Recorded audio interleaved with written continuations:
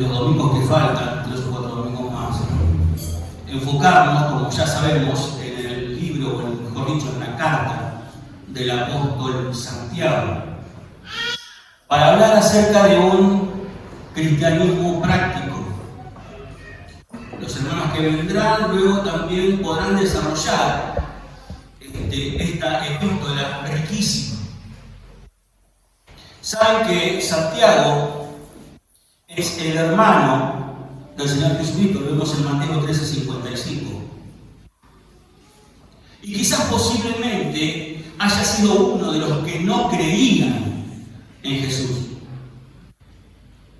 Pero cuando vamos al libro de los Hechos, en el capítulo 1 y en el versículo 14, ahí la cosa cambia.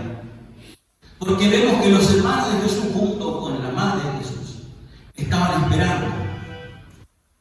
esperando el Espíritu Santo, el bautismo del Espíritu Santo de Pentecostés. A partir de ese momento, Santiago cambia totalmente. Y lo vemos como el vocero de la iglesia primitiva en Jerusalén. En el concilio de Jerusalén, en el año 49, lo vemos a Santiago hablando. Es una de las columnas de la iglesia primitiva, Santiago. Algunos estudiosos dicen que Santiago ha tenido una educación que sobresalía sobre los hijos de los campesinos, porque él era hijo de un carpintero y posiblemente haya tenido una mejor educación. Al juzgar el estilo pulido de esta epístola del idioma griego. Santiago fue ejecutado en el año 62 por Ananías II. Todo lo que estoy diciendo es una introducción para que nosotros podamos entender o tratar de entender esta epístola. Dicen que fue muerto, ejecutado por Ananías II. La carta se cree que ha sido escrita entre el año 45 y 48 porque no hace mención al concilio de Jerusalén, que fue el 49. Es una carta para ser abierta, para ser leída abierta en la congregación. Es una carta que no tiene salutaciones al principio ni bendiciones al final. Es una carta directa, incisiva. De los 108 versículos que tiene esta carta, 54 son imperativos. Cada 2 versículos demanda una acción. Hace alusión a 21 libros del Antiguo Testamento. Es una carta realmente digna de ser estudiada. Pero, ¿cuáles eran las circunstancias en las que Santiago escribió a estos hermanos? Se dice que 100 años antes de esta época, un general llamado Pompeyo fue el que dividió las tierras de Judea, expropiando las tierras a los judíos y dársela a los nuevos terratenientes, convirtiéndose estos dueños en inquilinos de sus propias tierras. A eso se le sumaban los exorbitantes impuestos de Herodes el Grande. Y muchos de aquellos judíos no pudieron alquilar las tierras y se convirtieron en obreros asalariados por día. La tensión crecía cada vez más, porque aquellos que alquilaban las tierras no podían pagar estos impuestos tan altos por Herodes, pero estos arrendatarios, estos dueños, tenían, dicen, aquellas mafias donde el que no pagaba era ejecutado. O cuando iban y no pagaban, quedaban desprovistos de todos sus bienes. En la ciudad la situación no era mejor, o no era menos crítica. Ahí se juntaban los aristócratas con los obreros y también había problemas. Falta de pago, trabajaban todo el día, sin el jornal. Santiago se dice que era un apóstol que defendía mucho a los pobres, a los oprimidos, a los indigentes. Nosotros vamos a Gálatas y cuando el apóstol Pablo los visita, dice que solamente le dijeron a Pablo que se acuerde de los pobres. Y yo creo que ha sido Santiago. Lo cual, dice Pablo, procuré con diligencia hacer. Entonces empieza a caldearse tanto la situación en los campos como en la ciudad. Y empieza a haber brotes de violencia. Y en el año 66 empieza una revuelta, donde culmina en el año 70 con la destrucción de Jerusalén y el templo. Los aristócratas se chocaron, se enfrentaron con los obreros y el ejército romano rodeó y fue destruido Jerusalén y el templo. En esta circunstancia, en esta situación, Santiago va a decir, Santiago, siervo de Dios y del Señor Jesucristo, a las 12 tribus que están en la dispersión. Siervo de Dios y del Señor Jesucristo, a estas 12 tribus que estaban en la dispersión. Se dice que Pedro escribió en 1 Pedro capítulo 1 a las tribus que estaban en el oriente, lo que sería la Turquía actual.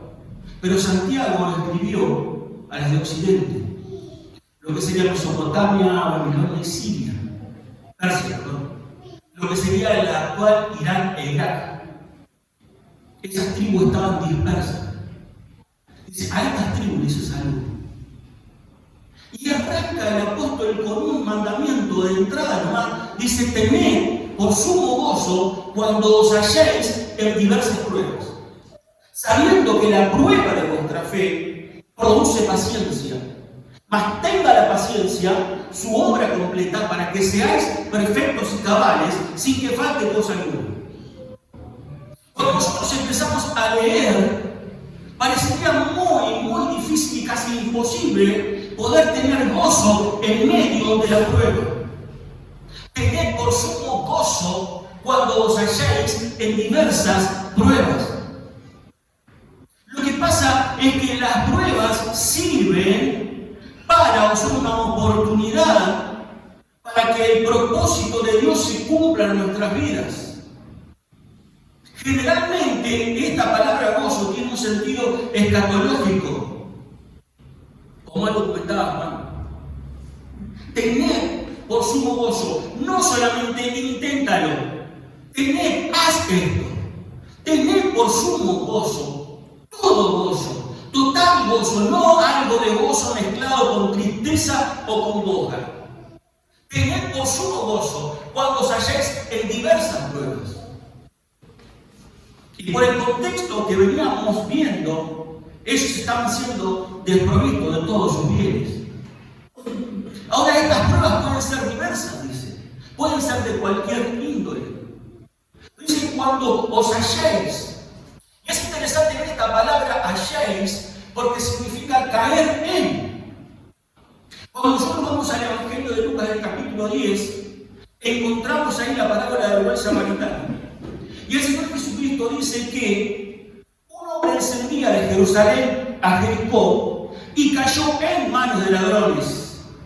Y lo maltrataron, le pegaron, lo dejaron casi muerto. Cayó en manos de ladrones.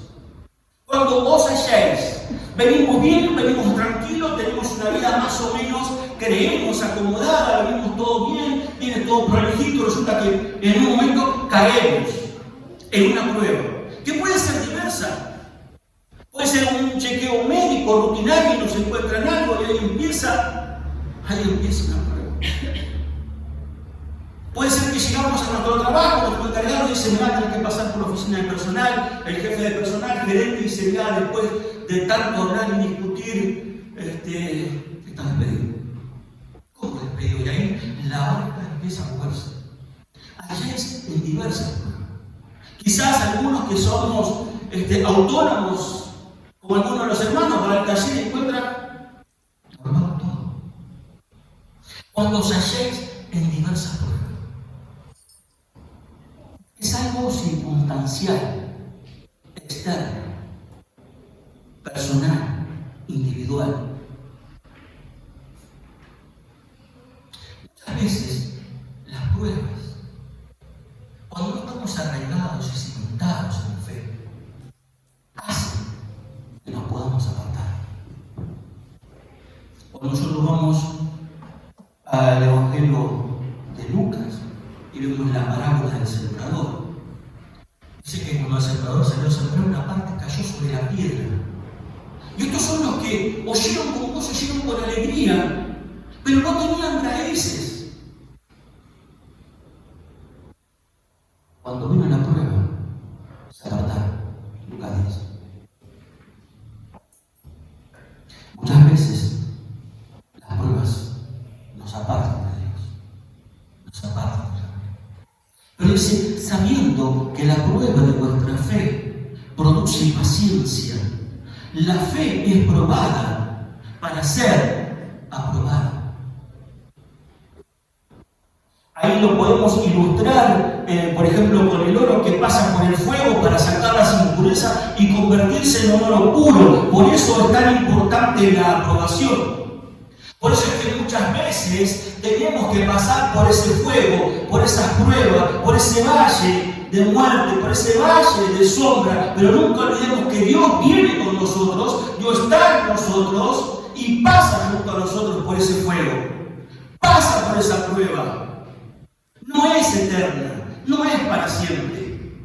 Y Dios tiene un propósito bueno en nuestras vidas cuando provoca o cuando las pruebas provocan en nuestro ser muchas veces, obviamente, aflicción, congoja, tristeza. Hay un propósito. A Dios no se le escapa nada. Él quiere pulirnos, quiere tallarnos. Prueba de vuestra fe produce paciencia. Y aquí la palabra paciencia es muy interesante, porque significa permanecer debajo, mantenerse debajo, firme, constante, la fuerza para permanecer o quedarse quieto.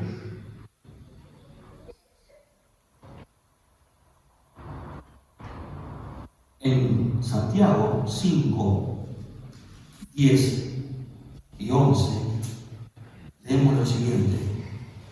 Hermanos míos, tomad como ejemplo de aflicción y de paciencia a los profetas que hablaron en nombre del Señor. Y aquí tenemos por bienaventurados a los que sufren.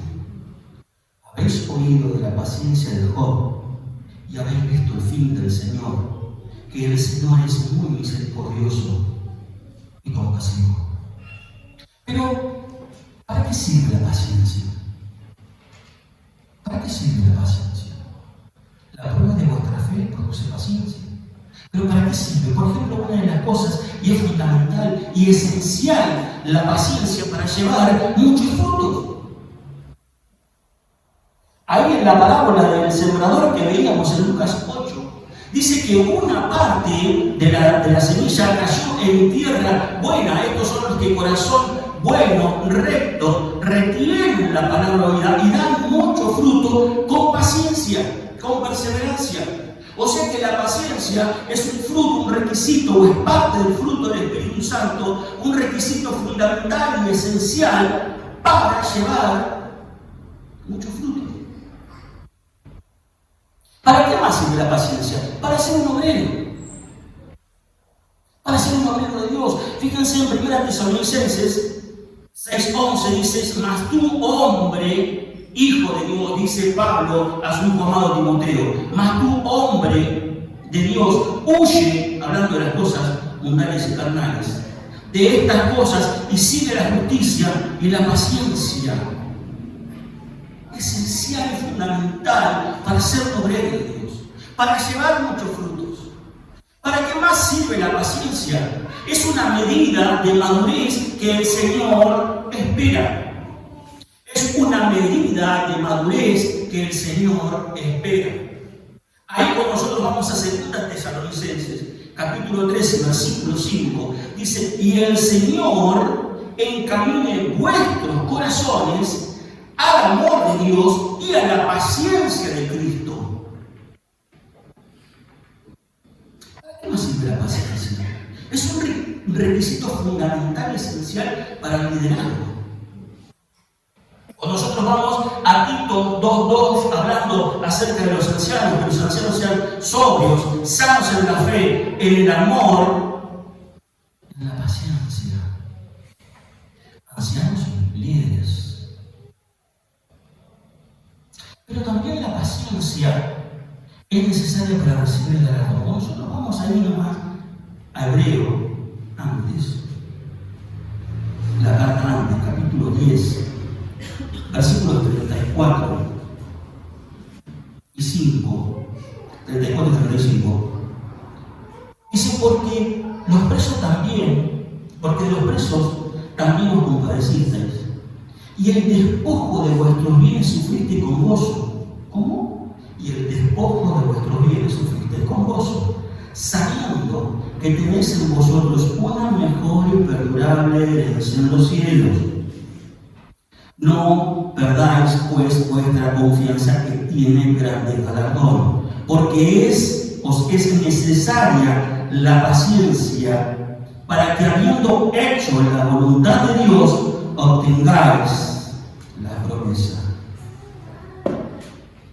Fundamental para recibir el galardón, para recibir la promesa. Por eso, mantenga la paciencia su obra completa, para que seáis perfectos y cabales sin que os falte cosa alguna. Su obra completa para que seáis perfectos. Esta palabra perfectos es maduro, completos, cumplidos. Es la meta de la vida cristiana.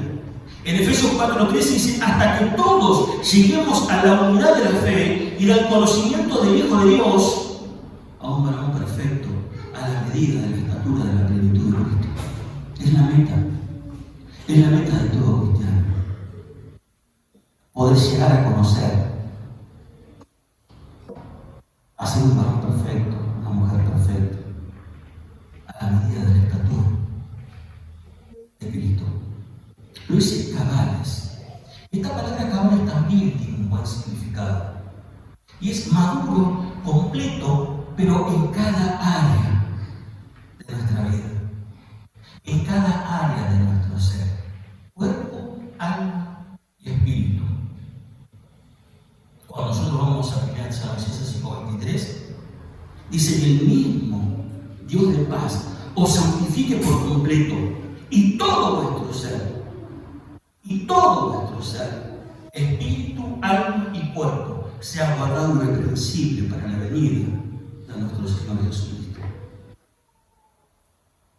Hay un propósito en la prueba. Hay un propósito. Y es sacar lo mejor o lo bueno. Es pulir nuestras vidas. Sin que os falte cosa alguna. ¿Por qué no debería faltarnos nada? ¿Por qué no debería faltarnos nada? Porque el hombre y la mujer de Dios, completos, maduros en cada área de la vida, llega a ser todo lo que Dios quiere que seamos. Cuando estamos completos, cuando estamos maduros, cuando pasamos por la prueba, cuando salimos a Dios, cuando nos damos cuenta de que Dios quiere lo mejor para nuestras vidas, llegamos a ser cada uno de nosotros lo que Dios quiere que seamos. A esta altura tengo que decirle que la mejor manera de expresar gozo es dando gracias. Se glorifica a Dios cuando se reconoce su soberanía y aceptamos su propósito. Tenemos que aceptar que la madurez viene por las pruebas. Nos toca sufrir para vencer y pulir nuestra naturaleza de egoísmo y orgullo.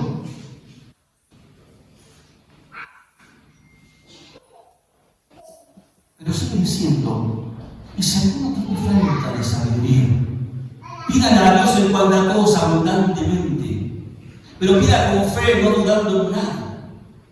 Porque el que duda es semejante a la onda del mar, que es arrastrada por el viento y echada de una parte a otra.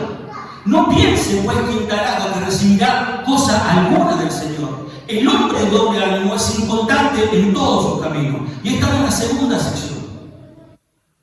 Si alguno tiene falta de sabiduría, y creo que el mayor ejemplo que encontramos en la palabra de Dios acerca del hombre que ha tenido o que ha necesitado o requerido la sabiduría, lo encontramos en 1 Reyes capítulo 3, versículos 5 y 9. Estaba Salomón y Dios se le aparece en sueño y Dios le dice, ¿qué impides que te dé Salomón? Y Salomón empieza con un montón de conjeturas y le empieza a decir que es joven y que no sabe, es un pueblo numeroso y que no sabe cómo entrar ni cómo salir. Y dice, yo te pido que me des corazón entendido para juzgar este pueblo y para discernir entre lo bueno y lo malo. Ay, dice la palabra de Dios, que agradó a Dios lo que Salomón pidió. Entonces Dios le dice, por cuanto no me pediste riquezas, por cuanto no me pediste largos días para ti, por cuanto no me pediste que ponga a tus enemigos delante de ti, yo te he dado corazón sabio y entendido. Y sigue diciendo la palabra de Dios que luego le añadió riquezas. Buscando realmente el reino de Dios. Son buenas y justicia y demás cosas serán añadidas. Si alguno tiene falta de sabiduría, pídale a Dios, el cual da a todos abundantemente. Debemos reconocer que Dios es la fuente de la sabiduría. En Proverbios 12 dice, porque Jehová da la sabiduría y de su boca viene el conocimiento y la inteligencia. Pidámosle a Dios. Necesitamos la sabiduría. Día tras día, momento tras momento, para tomar decisiones. Para saber qué hacer en distintas situaciones. Pídale a Dios. Él es el Dios dador, pero pida con fe. Dice estar dispuesto a confiar en Él. Ser sabios en orar. Cuando nosotros vamos a 1 Juan 5, 14 y 15, dice, y esta es la confianza que tenemos en Él, que si pedimos alguna cosa conforme a su voluntad, Él nos oye. Y si sabemos que Él nos oye en cualquier cosa que le pidamos, también sabemos que vamos a obtener todo aquello que le pedimos o las peticiones que les hayamos hecho. Tenemos que ser sabios a orar.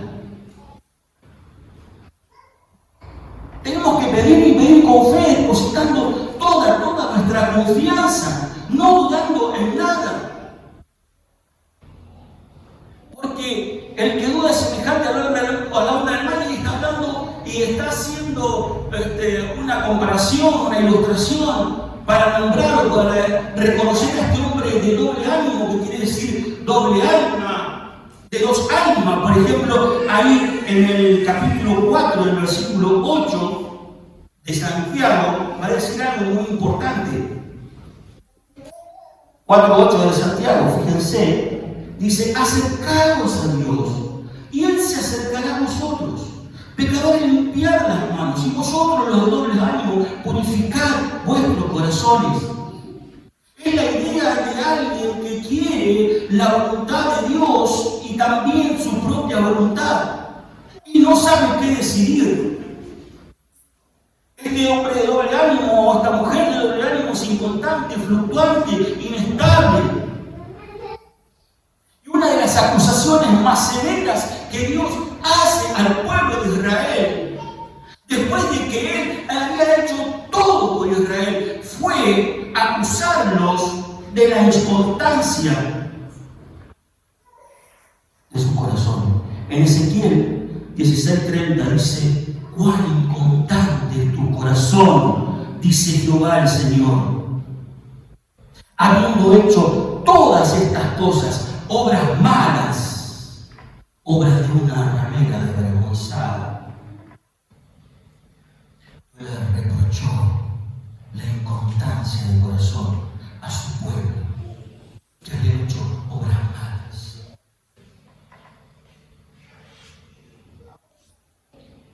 Sigue la palabra, no saben en qué confiar, sus emociones lo llevan de un lado a otro. Pero del versículo 9 al 11 dice: el hombre, el hermano, perdón, que es de humilde condición, gloríese en su exaltación. Pero el que es rico en su humillación, porque él pasará como la flor de la hierba, porque cuando sale el sol, con calor abrasador, la hierba se seca, su flor se cae, y perece sus rosarios, y perece sus apariencias. Así también el rico se marchitará en todos sus empresas. El hombre que es de humilde condición. En el Antiguo Testamento y en la literatura sapiencial judía se destacaba el hecho de que las riquezas se acaban y que al final Dios reivindica al oprimido y a los pobres. Parece ser que este texto lo tenía muy presente Santiago, porque de esos 21 libros que al principio les mencioné, es muy posible que haya extraído, que haya sacado lo que dice Isaías 46 y 8. Toda carne es como hierba, y toda su gloria es como flor del campo. La hierba se seca, la flor se marchita, porque el viento de Jehová sopló en ella. Secase la hierba, marchitase la flor, mas la palabra del Dios nuestro permanece para siempre. Mas la palabra del Dios nuestro permanece para siempre. Humillaos delante de Dios y Él los exaltará cuando fuere tiempo. Dios da gracia a los humildes y resiste a los soberbios. El hermano que es de humilde condición, económico, social, cultural, ese es el exaltado. Vamos rápido. 12 al 15. Bienaventurado el varón que soporta la tentación, porque cuando haya resistido la prueba, Santiago 1, 12 al 15, porque cuando haya resistido la prueba, recibirá la corona de vida que Dios ha prometido a los que le aman.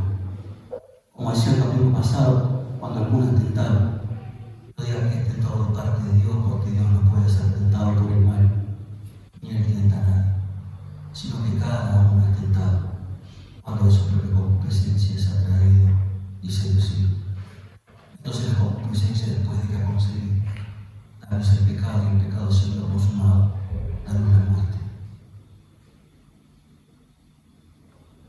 Bienaventurado el varón que soporta la tentación. Es algo estar bajo examinación para aprobación.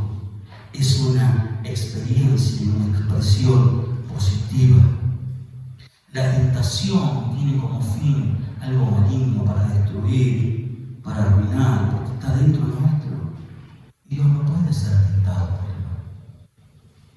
Está dentro de nuestro corazón, que es maligno y perverso. Pero las pruebas tienen el fin de aprobación.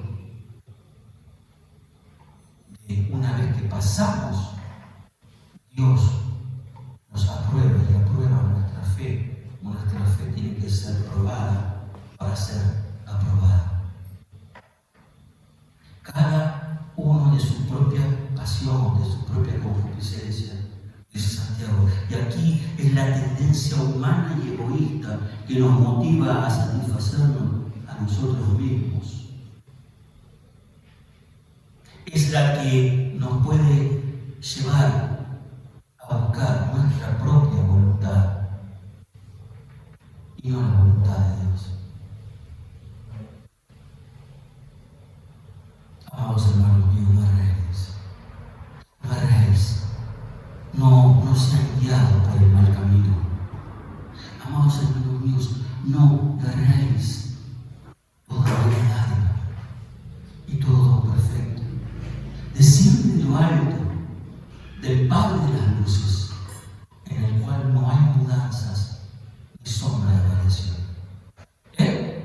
de su voluntad nos hizo nacer por la palabra de verdad, para que seamos primicias de sus criaturas. Hermanos míos, no erremos, no vayamos por el mal camino, no escojamos el mal camino.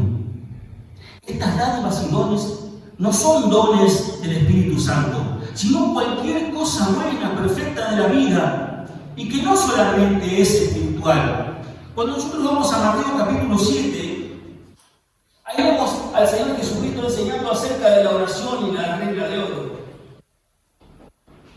Y le dice: ¿qué hombre de vosotros que su hijo le pide pan, le dará una piedra?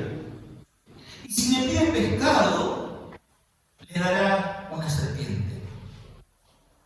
Si vosotros, siendo malos, sabéis dar buenas dádivas a vuestros hijos, ¿cuánto más mi Padre que está en el cielo dará buenas cosas a los que le piden? Dádivas, buenas cosas.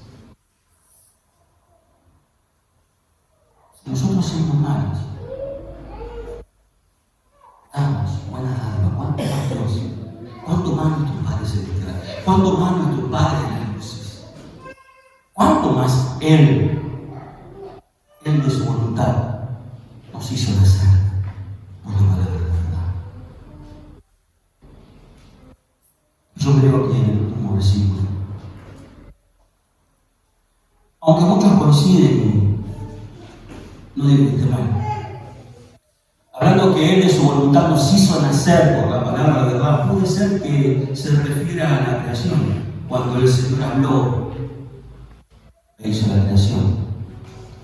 Pero yo me inclino más en esta hora, en este tiempo, que habla también acerca del renacimiento, de nuestro renacer.